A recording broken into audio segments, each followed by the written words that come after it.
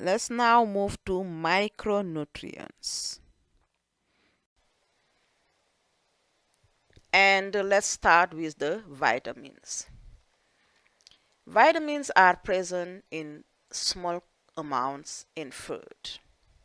They are necessary for the body to function normally. There are two groups of vitamins: the fat-soluble vitamins, including vitamin A, D, E, and K. They are soluble in fats and fat solvents, but insoluble in water, which means that they can be used only if there is enough fat in the body. The water-soluble vitamins, including vitamin B and C and folic acid, are soluble in water, which means that they cannot be stored in the body because, as you know, our body has permanently has water. In this table here, you have the list of vitamins, their functions, and the food sources. Vitamin A is needed for night vision, healthy skin, and growth.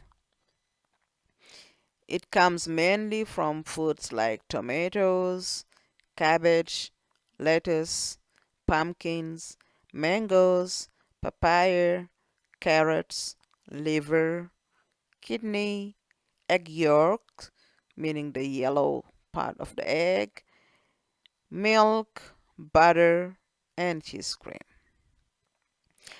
Then we have vitamin B complex, which include different elements, three, needed for the metabolism of the carbohydrate, protein, and fat. That is, it releases the energy from food. Comes mainly from milk, egg yolk, liver, kidney, and heart, whole grain cereal, meat, whole bread, fish, and bananas. Vitamin B12 is needed for the red blood cells and comes mainly from meat, milk, and fish.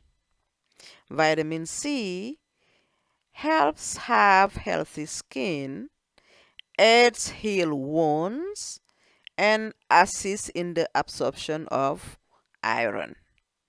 It comes mainly from fresh fruits like oranges, bananas, mangoes, etc., and vegetables.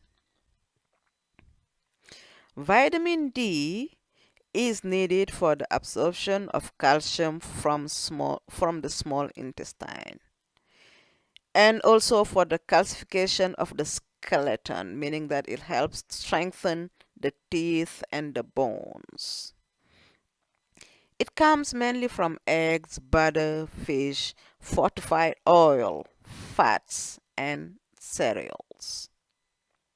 And then vitamin K is for blood clotting.